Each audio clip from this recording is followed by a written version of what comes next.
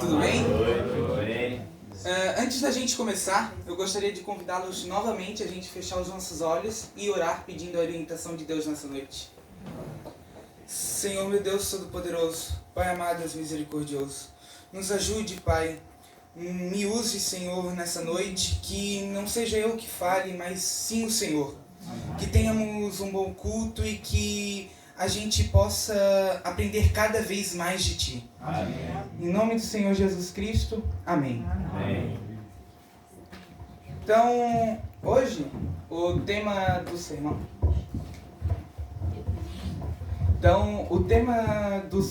dessa noite é identidade em Cristo. Pode colocar o slide, por favor? E se puder me dar o passador. É identidade em Cristo. Quem nós somos aos olhos de Deus. Então, para começar, eu gostaria de contar uma história que aconteceu não faz muito tempo, faz mais ou menos 1 mês e meio. Eu estava na escola, aí uma professora, ela me fez uma pergunta. Essa pergunta era quem eu sou. Eu comecei a refletir nela e, a princípio, vou ser bem sincero, eu achei uma pergunta muito simples. E quando eu respondi para ela, eu respondi, eu sou Samuel, eu tenho 16 anos e naquele momento eu estava servindo a minha função como estudante. Foi isso que eu respondi, bem simples. Mas, com o passar do tempo, eu comecei a pensar um pouco nessa resposta. Pois eu acabei percebendo que essa resposta ela não era tão simples assim de se responder. Ela possuía algo a mais, pois no momento que eu respondesse isso, eu não apenas estaria dizendo quem eu seria naquele momento, mas quem eu seria no futuro para aquela pessoa. Então eu comecei a pensar sobre ela. E agora eu gostaria que vocês também pensassem sobre essa pergunta. Quem vocês são? Acredito que ao responder, vocês podem responder da mesma forma que eu respondi. Eu me chamo fulano, tenho tantos anos, eu sou um advogado, um engenheiro, um médico, mas com isso, há 3 perguntas que a gente precisa refletir para poder responder essa pergunta. E essas 3 perguntas são: será que isso é realmente a nossa identidade? Quem nós realmente somos? E o que a Bíblia fala sobre isso? Então, eu espero que no final desse sermão, vocês possam entender, assim como eu entendi, que a identidade ela vai muito além do que a gente fala ou que a gente demonstra. A identidade ela é algo maior. A verdadeira identidade ela é aquilo que a gente acredita sobre quem nós somos e é aquilo que vai mudar as nossas decisões, os nossos relacionamentos e o nosso valor. Só que ao percebermos essa identidade, há um problema que muita gente enfrenta, que é o seguinte, que elas acabam construindo essa identidade em coisas passageiras, em coisas que o mundo ele dá uma resposta e elas acabam pegando como verdade. E aí,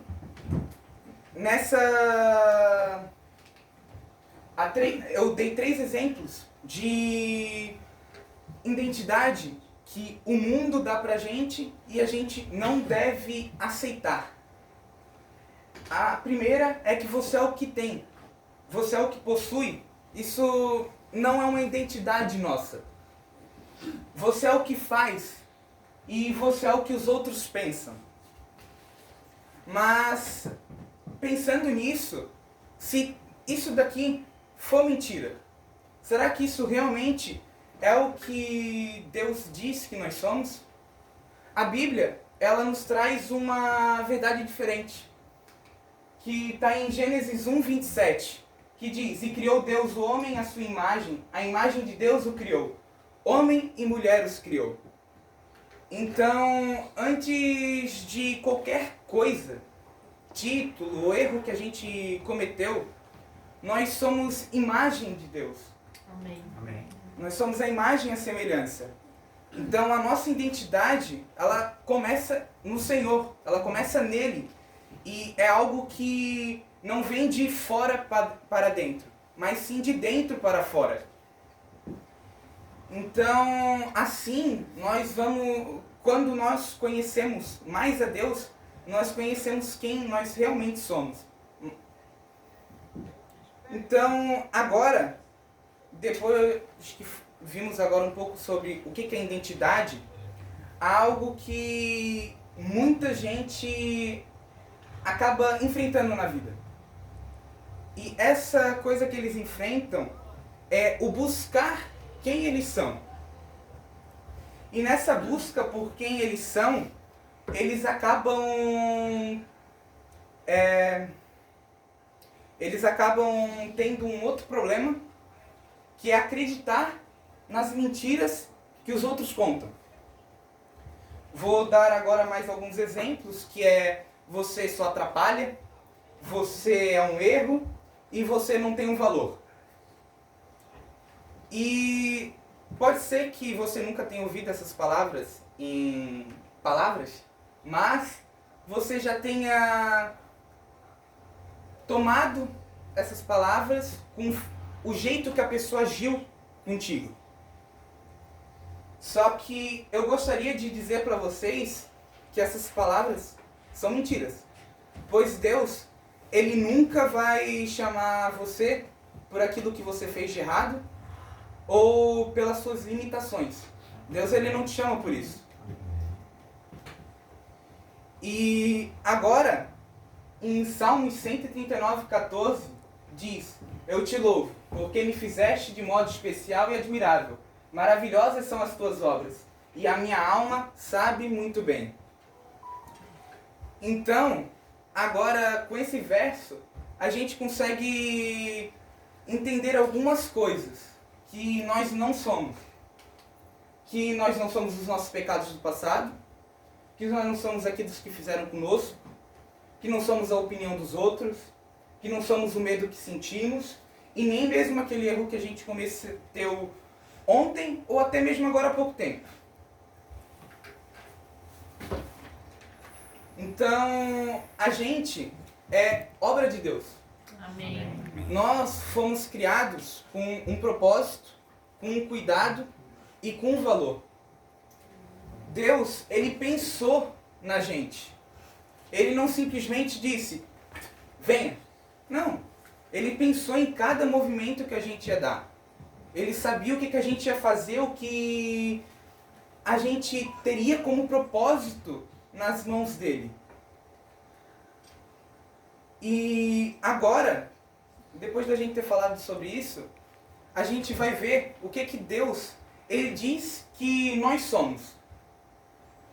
Então, só uma coisa, para a gente entender, é que essa mudança que a gente sofre, ela não é uma mudança apenas de comportamento e de vestimenta.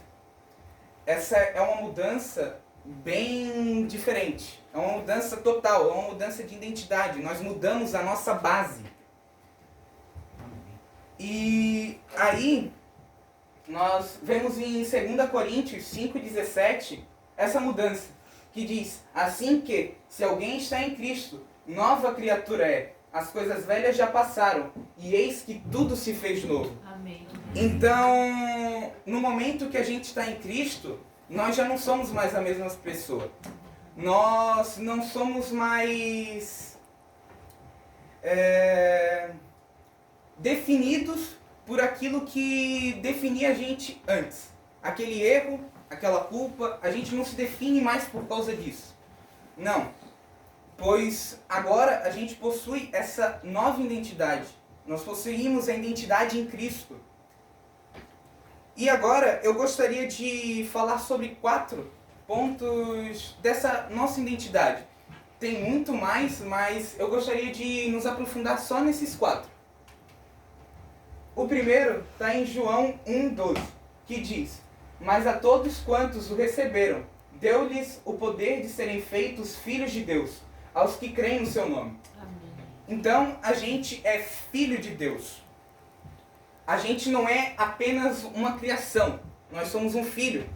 E ser um filho é ter uma casa para voltar. É mesmo quando nós erramos, ter um pai ainda. A gente ainda continua sendo um filho.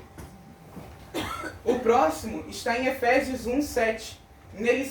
Nele temos a redenção, por meio do seu sangue, o perdão dos pecados, de acordo com as riquezas da graça de Deus. Então, nós somos perdoados. E se estamos em Cristo, aquele passado, aquele erro, aquele problema que aconteceu, ele já não está mais mandando na gente.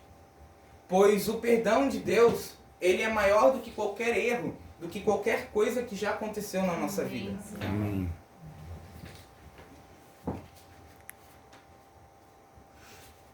E agora, o terceiro ponto, que está em Romanos 8, 38 ao 39. Porque estou certo de que nem a morte, nem a vida, nem os anjos, nem os principados, nem as potestades, nem o presente, nem o porvir, nem a altura, nem a profundidade, nem alguma outra criatura nos poderá separar do amor de Deus, que está em Cristo Jesus, nosso Salvador. Amém. Então, aqui nos mostra que a gente é amado. A gente não precisa merecer esse amor, tanto que a gente não merece, a gente é pecador, é falho. É verdade. Nós traímos a confiança de Deus, muitas vezes, mas mesmo assim, no pior dia, ou até mesmo no melhor, Deus, Ele ainda nos ama. E agora, o próximo e último ponto, que está em 2 Coríntios 5,17, que diz: assim que se alguém está em Cristo, nova criatura é, e as coisas velhas já passaram, eis que tudo se fez novo. Então, novamente, nós vemos que nós somos uma nova criatura. E isso não é apenas começar novamente, mas sim nascer de novo. Então, nós somos algo novo. Então, nós mudamos as nossas atitudes do passado quando nos tornamos algo novo. Então, agora, há algo que eu gostaria de falar, que é o seguinte: mesmo depois da gente saber sobre tudo isso, a gente sabe que tem vezes que a gente chega na igreja e tudo que a gente escutou, a gente simplesmente sai pelo ouvido, ou a gente fica com dúvidas se realmente é verdade. Às vezes a gente pergunta se a gente realmente é filho de Deus, mesmo depois de tudo aquilo que a gente fez.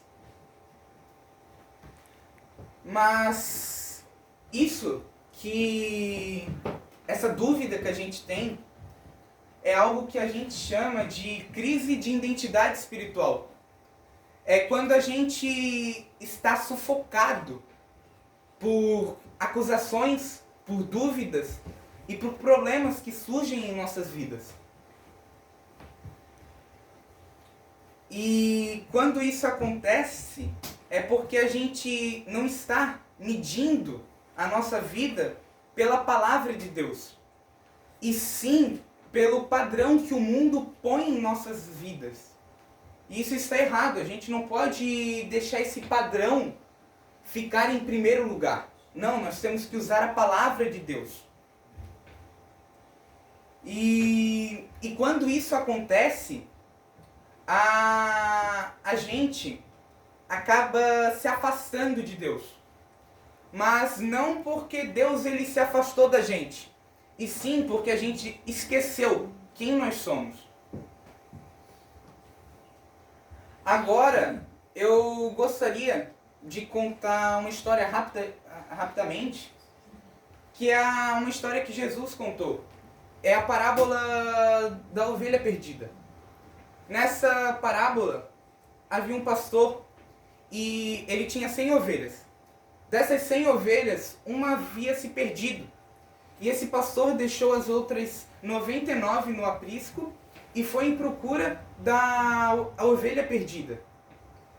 E quando ele a encontrou, ele não repreendeu aquela ovelha, mas sim ele botou ela nos ombros, e quando voltou, ele fez uma festa para ela, porque ela havia voltado. E é isso que Deus ele faz conosco. Quando a gente está perdido e volta para Ele, Ele vai e festeja. E agora, eu peço que vocês saibam que Deus, quando vocês se perdem, Ele quer que vocês saibam que vocês ainda são dele. Amém. Que Deus, Ele está ainda buscando você. Assim como aquele pastor, ele buscou aquela ovelha. Deus, Ele vai sair e vai buscar você.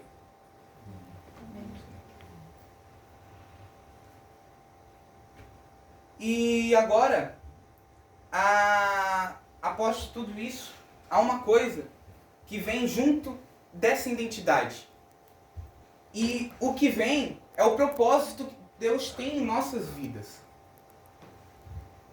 Pois saber aquilo que nós somos é apenas o começo de tudo.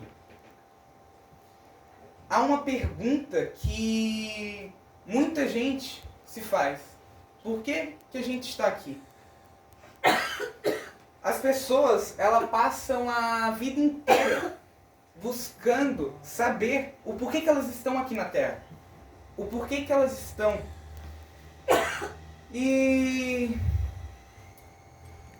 há uma coisa que há pra gente saber. Que a gente nunca vai saber esse propósito se a gente não souber quem nós somos em Deus. Pois o propósito, ele vem apenas quando nós sabemos quem nós somos em Deus.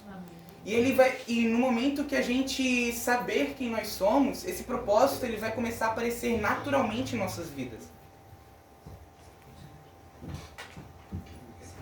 E saiba que você não está aqui por um acaso ou por causa de um erro, como muitas pessoas falam. Aconteceu um acaso no mundo, aí uma explosão causou o Big Bang e a gente ficou vivo. Não, a gente não foi um acaso, a gente não foi um erro. Deus, Ele nos criou com um propósito. Ele tinha uma missão, um motivo pra gente. Ele tem isso pra gente. E Ele também, Ele sabe o que você iria fazer e o que você vai fazer antes mesmo de você nascer. Agora, vamos ler Jeremias 29:11, que diz: porque sou eu que conheço os planos que tenho para vocês, diz o Senhor, planos de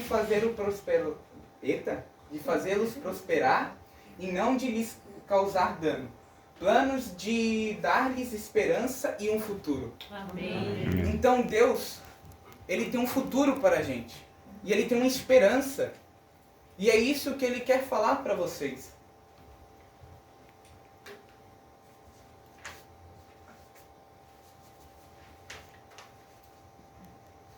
E há uma coisa que nós temos que pensar também, que é o seguinte: Deus, Ele não quer que você seja igual a Ciclano ou Beltrano. Deus não quer que você seja igual. Deus, Ele só quer que a sua vida seja entregue a Ele. Amém. Deus, Ele quer que ao entregar a sua vida a Ele, ocorra uma mudança em você que combine aos planos que Ele tem para ti. E agora eu vou mostrar alguns exemplos de pessoas que eram pessoas comuns, não eram famosos, mas tiveram a sua vida mudada e foram usadas para o propósito que Deus tinha para eles. O primeiro é que é Samuel. Olha, eu não botei porque é o meu nome, tá? Aí, ele era uma criança, mas mesmo assim, Deus ele chamou para ser um profeta. Davi, ele era o mais novo dos irmãos, mas ele era até um pastor de ovelha. Mas mesmo assim, ele foi chamado por Deus para ser um rei. Maria, ela era apenas uma jovem, mas mesmo assim Deus a usou para trazer Jesus, o nosso Salvador, para o mundo. Amém.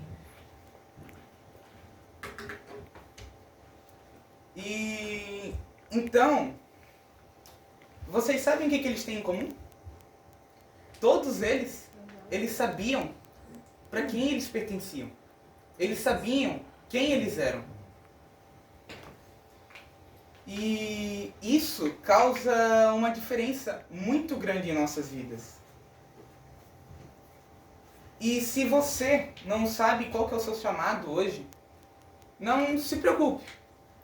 Porque no momento que você está conhecendo quem você é, Deus, Ele vai naturalmente na sua vida implementando esse propósito. Então não precise se preocupar com isso. Deus, Ele vai te usar.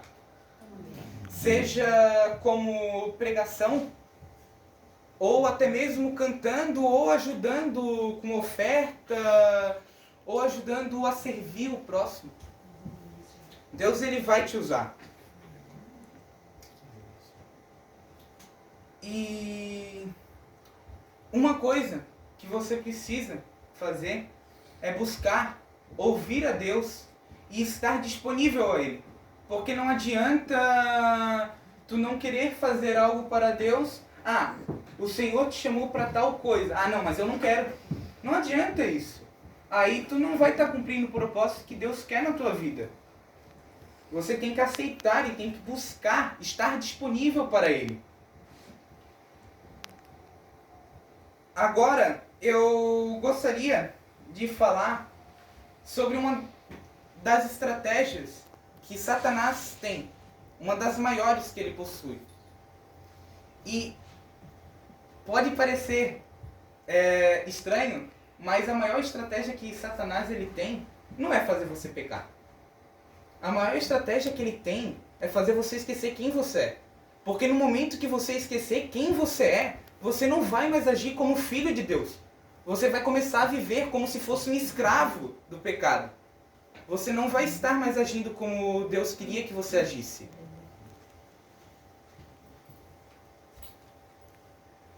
E aquele propósito que a gente estava falando, esse propósito ele vai começar a ser esquecido se tu começar a se esquecer quem você é. Agora, eu quero que vocês saibam que Satanás, ele não vai vir como a gente vê nos desenhos ou nos seriados. Ele não vai vir com chifre vermelho e com um tridente na mão. Não. Ele vai vir com outras coisas. Ele vai vir com aqueles pensamentos sutis que vão causar problemas em nossas vidas. E eu trouxe alguns exemplos de pensamentos que ele vem.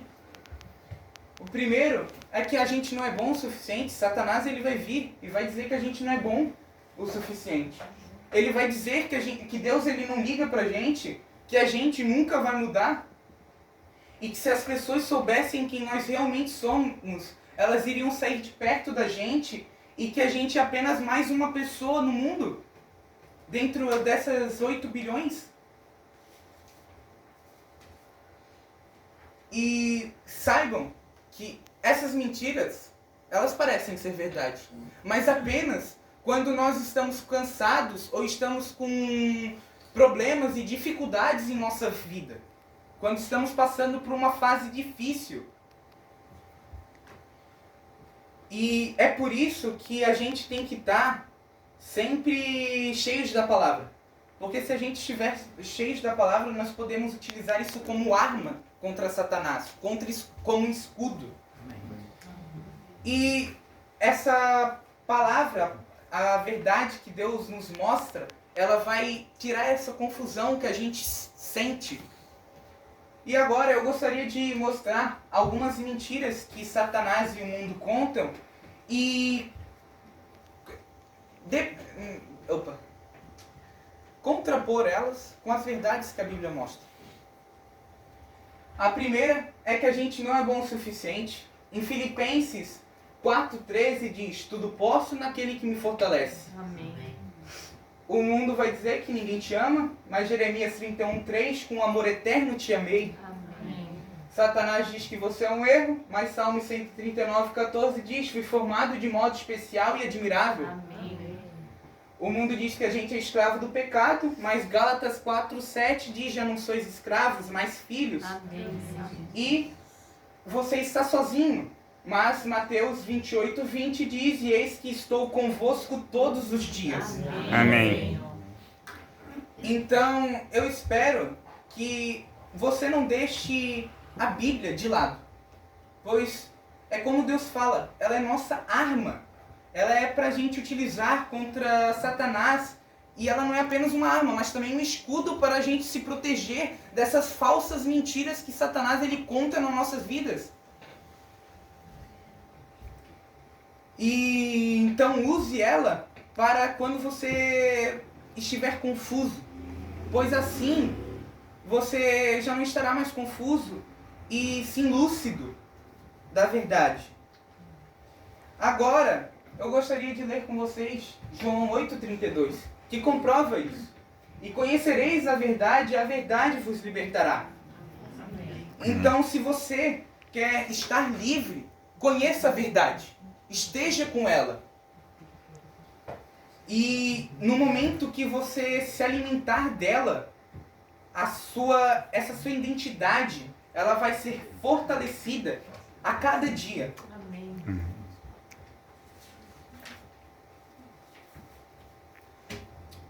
Então, agora, eu gostaria que vocês pensem novamente um pouco sobre isso que a gente estudou.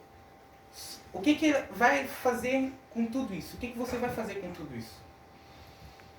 Saiba que saber quem você é uma coisa, mas viver como quem nós somos é outra coisa totalmente diferente. Então, agora, há 3 perguntas que eu vou fazer para vocês. Mas essa pergunta fique entre você e Deus. Mas eu peço que respondam sinceramente nos seus corações. A primeira pergunta é: será que você está vivendo como alguém que sabe que é filho de Deus? Será que você está vivendo? Será que a sua vida ela mostra isso nas suas atitudes, nas suas decisões e no jeito que você se enxerga? Será que as outras pessoas, nesse momento, nas suas atitudes, elas estão enxergando Jesus em vocês? Ou será que ainda tem alguma mentira que Satanás colocou em sua vida e você ainda está acreditando nela?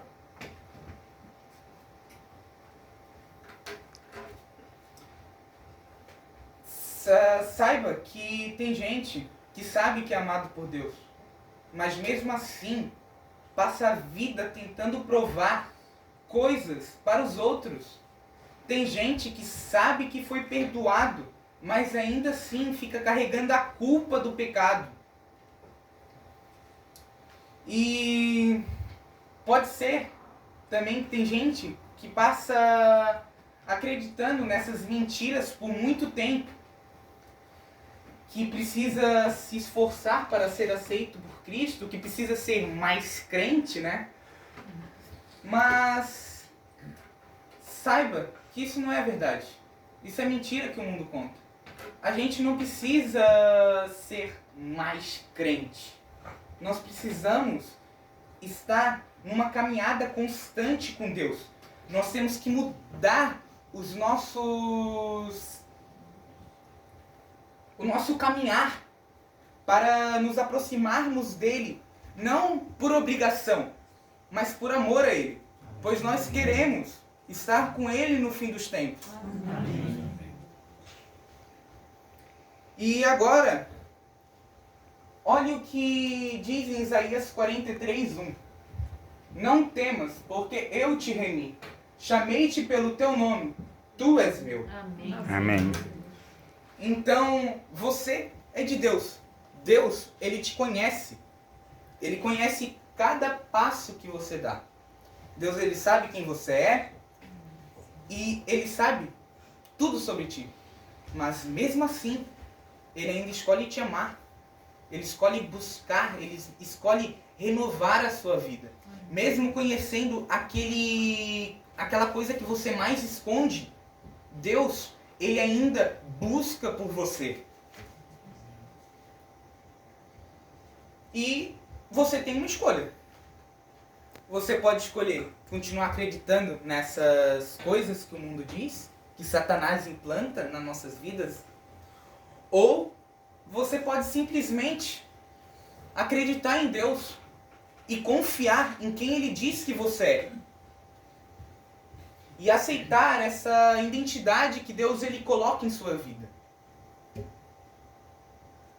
Agora, para concluirmos, eu gostaria que, se você, de tudo que você escutou aqui nessa noite, não esqueça apenas de uma coisa. Dessa sua identidade. Pois, como a gente falou, a maior arma de Satanás é bagunçar ela. Então, não esqueça dela. Ela é muito importante para nossas vidas. Ela molda o nosso futuro, o nosso presente. E ela molda o nosso passado também. Pois no momento que nós renovamos essa nossa identidade com Cristo, aquele passado já não vale mais. Então, saiba que o Espírito Santo, ele está aqui hoje para lembrar que vocês são dele. Que vocês possuem um valor para ele. E que ele nunca vai deixar de amar nenhum de vocês. Amém. E outra coisa é que ele quer restaurar vocês. Então busquem ao Senhor, pois assim ele vai restaurar a sua vida e vai te dar uma nova vida. Amém. Eu não estou dizendo que os problemas não aparecerão na sua vida. Aparecerão, pode ter certeza. Mas tudo isso vai ser vivido de uma forma muito mais leve. Pois Deus ele vai estar te ajudando a carregar esse peso. Então, agora, eu gostaria de convidá-los a se levantar. Aqueles que aceitam, né, essa identidade que Deus coloca em suas vidas. Que vocês são filhos dele, que vocês são perdoados, amados. E que são uma nova pessoa na vida dele.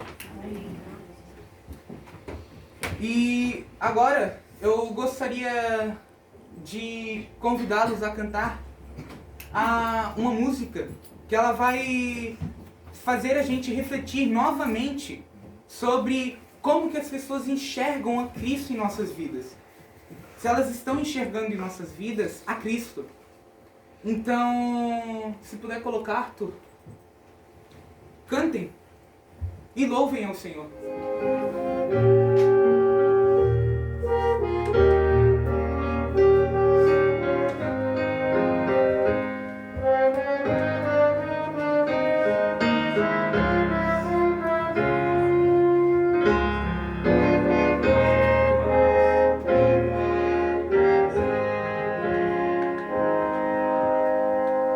Estamos nós tão perto do Salvador, no lazer, no estudo, quanto em labor, que em nós se aviste brilhando em luz a imagem de Jesus. Sem os outros, Cristo em mim. Vem os outros, Cristo em ti. É sincero teu amor por Jesus o Salvador. Vem os outros, Cristo em ti. Temos nós amor puro e divina pelos pecadores do lodaçal.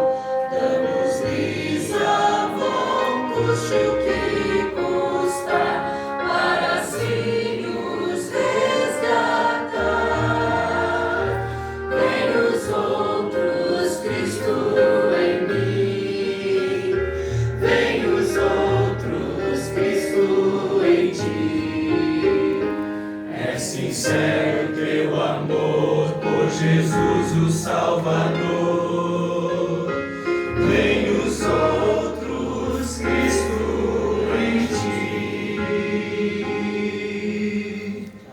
Como livro aberto nos hão de ler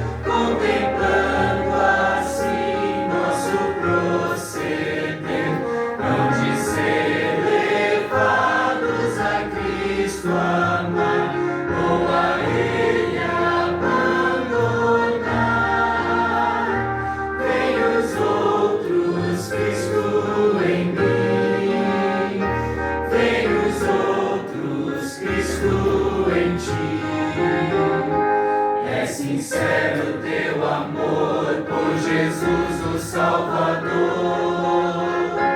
Vem os outros, Cristo em ti.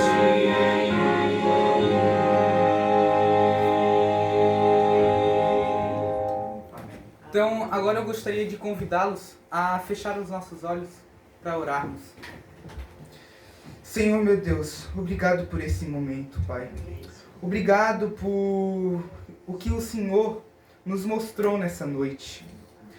Obrigado por mostrar que a gente ainda tem um valor para Ti e que o Senhor nos ama. E por isso nos chama como pelos filhos, Pai. E nos desculpe, Senhor, se a gente acabar esquecendo quem nós somos. E nos lembre, Pai, para que a gente não acredite nessas mentiras que o inimigo coloca em nossas vidas. Pois, Senhor, nós queremos estar na Tua presença, queremos conhecer essa verdade cada vez mais. E que o Senhor nos ajude a viver todos esses dias com coragem e com esse propósito que o Senhor tem para nós. Pai, eu te peço e te entrego tudo em tuas mãos. E que cada um aqui, quando sair, possa sair cheio do Espírito Santo e que essa mensagem ela toque cada um e que a gente venha a ser essa identidade, Pai, que nós possamos mostrar ao mundo quem nós somos, para que eles conheçam quem Tu és. Amém. Senhor, nós te agradecemos em nome do Senhor Jesus Cristo. Amém. Amém.